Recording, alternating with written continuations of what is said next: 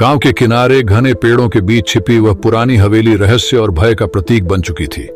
कोई नहीं जानता था कि वहां रात के अंधेरे में कौन चीखता, कौन कराहता और कौन हंसता था।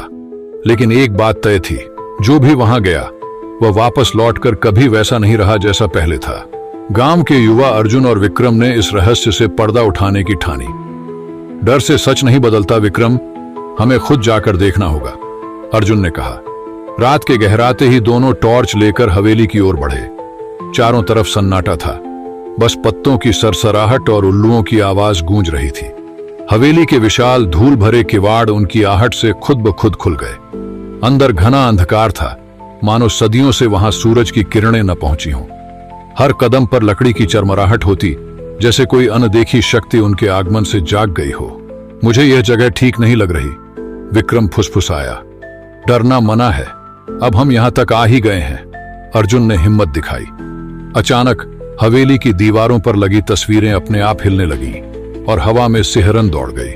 तभी एक ठंडी परछाई उनके सामने उभरी। वह एक स्त्री की थी जिसकी आंखों में गहरी पीड़ा थी। तुम यहां क्यों आए हो? उसकी गूंजती आवाज में एक अनजाना दर्द था। दोनों सिहर उठे। अर्जुन ने हिम्मत जुटाकर पूछा, हम जानना चाहते हैं कि हर रात ये आवाजें क्यों गूंजती हैं। स्त्री की परछाई कांपी, उसकी आवाज कंपा उठी। यह मेरी आत्मा का शाप है। वर्षों पहले इस हवेली में मेरा विश्वासघात हुआ था। मेरे पति ने धन और लालच के लिए मुझे मार दिया। मेरा रक्त अभी भी इन दीवारों में दफन है और मेरी आत्मा न्याय की प्रतीक्षा में अटकी है।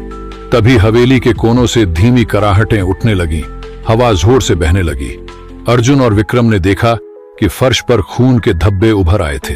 अचानक विक्रम की टॉर्च एक पुरानी अलमारी पर पड़ी, जहां एक धूल भरा पत्र रखा था। अर्जुन ने कांपते हाथों से वह पत्र उठाया।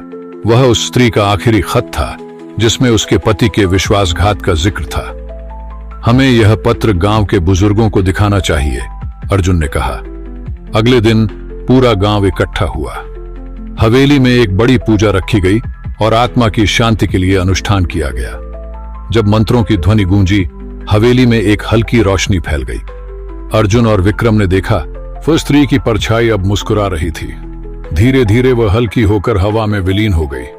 उस रात के बाद हवेली में कभी कोई अजीब आवाज नहीं आई। हवेली अब भी खड़ी थी, मगर अब वहां केवल सन्नाटा था। शायद आत्मा को मोक्ष मिल गया था।